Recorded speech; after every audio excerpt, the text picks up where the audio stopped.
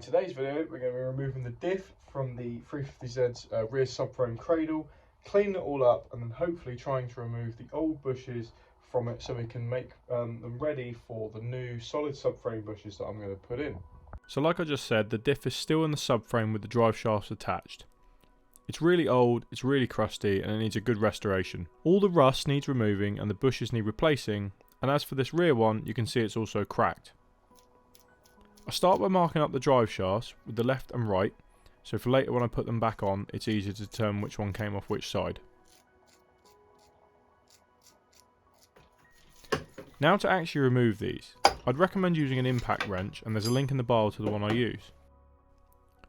Make sure all the wires and pipework is unattached from the subframe before you begin. And this clamp is so rusty it just fell off my hand.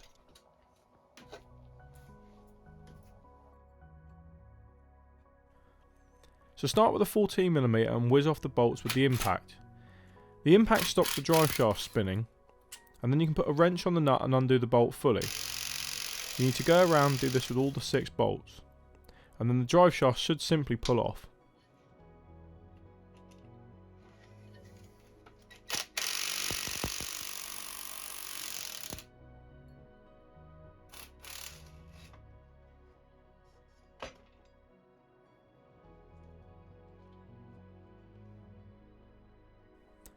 Now time for the diff mount bolts.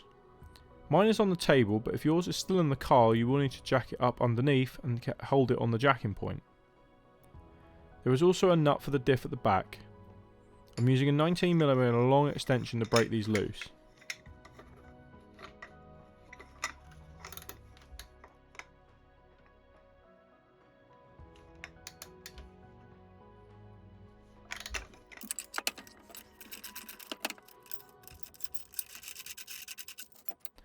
These were extremely tight, so watch your hands.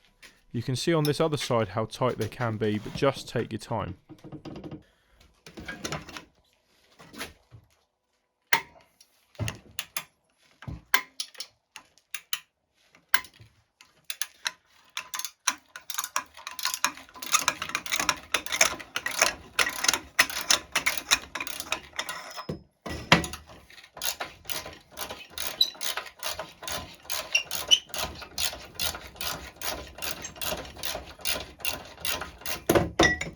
Take the bolts out, but keep in mind which side was from which side. Now for the rear 19mm nut. Again, this was stupidly tight and I needed a long extension again to undo it. In hindsight though, I should have started and undone this one first.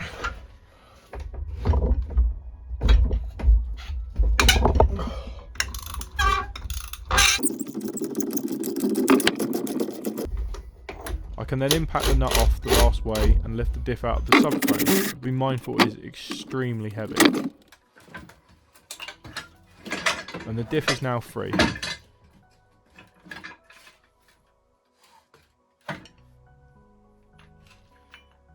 So guys, the diff is out of the subframe cradle, and I'm not going to joke around when I say that that thing is so heavy.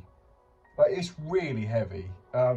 You can really feel the weight, and I thought when it was on the cradle that the subframe itself was contributing to the weight of the overall thing, but no, this thing is really heavy in comparison to that.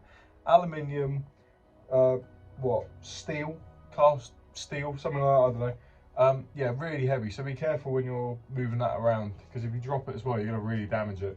But yeah, now what's to do, because we've taken the whole thing apart, basically the whole rear of the car is apart, is actually start trying to get some of these bushes out. I'm going to start with these subframe ones, which I've heard are not the easiest thing to do, but I like a challenge. We're going to get them out, we're going to put solid ones back in, that'll be later down the line, but yeah, we're going to try and get them out now, so yeah, let's look forward to this fun.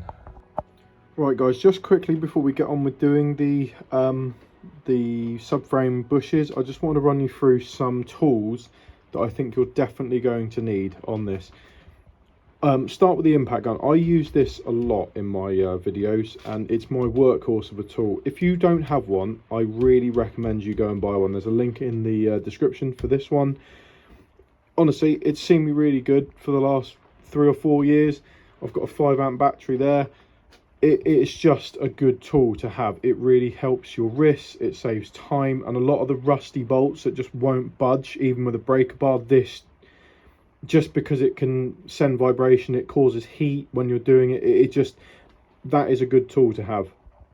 You will probably not be able to do this without some kind of reciprocating saw with metal blades on, but you are probably going to need a pack, because I broke about 4 in this next bit trying to get these bushes out. But that is a very good tool to use, and you will need some kind of hammer drill with a proper hole saw piece that will go through like so. Yeah, that's basically the tools you're going to need for this next bit. These diff bushes aren't going to be easy. You effectively need to destroy them just to remove them.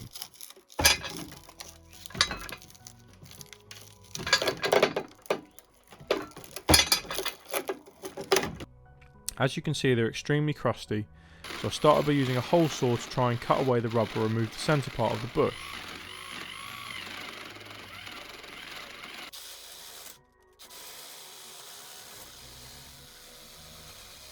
Then using the rip saw, I was able to cut free the middle section fully.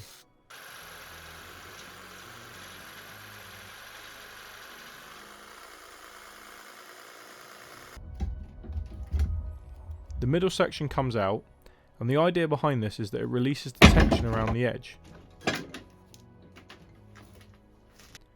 I place a brick underneath so I have something to hit against on the arm. Then using a screwdriver or chisel, start hammering the sides out inwards to the middle of the bush.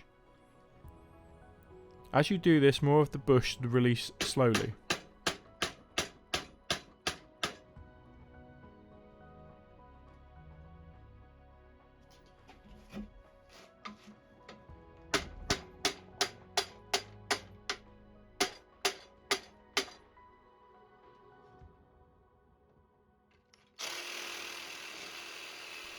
I then used the saw again to cut some channels into the metal, thus releasing more tension.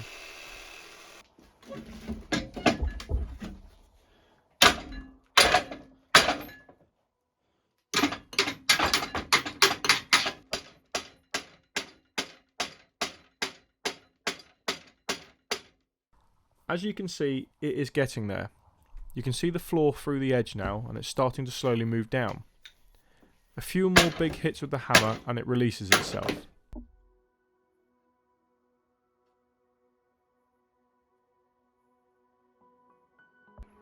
Just want to show you guys before we move on, this is basically the one of the bushes and the centerpiece.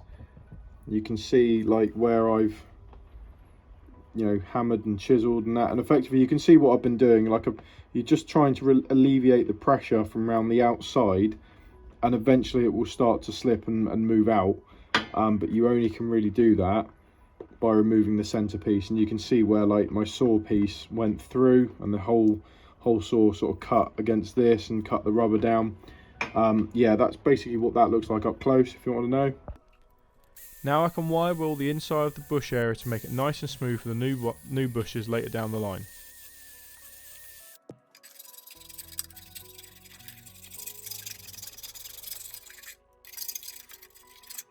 This is just one done and there are now 3 more to go.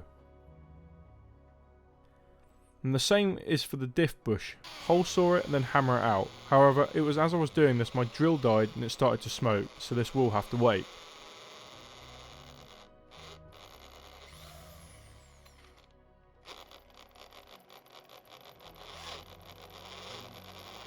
Right guys, so like I just said, I tried to do the diff bush there and my drill died, which is quite annoying. I kind of want to show you that one in the video, but it's basically the same principle. Chop out the middle, cut and hammer as much as you can, and it will eventually break through. It does take a lot of hammering, I will give it that, but yeah, you just got to be persistent with them. I've still got those 2 over there to do, and obviously that one there, and then the one's actually on the diff itself. But I'm probably going to leave the video here because all my tools are basically now having to charge because I've used so much. But I won't lie to you when I say this has been a really tough job.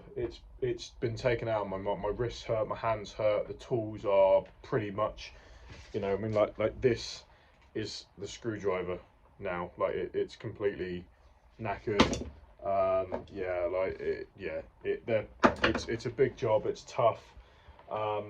Yeah, so just take your time with it really, but I would definitely recommend the tools that I've said in this video. I just don't think you're going to be able to do this stuff without some kind of power tool.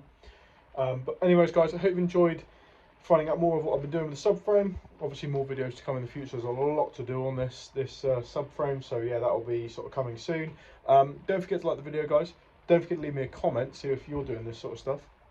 And I will see you in my next video. Keep enjoying your crusty, rusty 350Z that you spend a horrendous amount of money on and way too much time, and you wish sometimes maybe you were into sewing. So yeah, see you in my next video.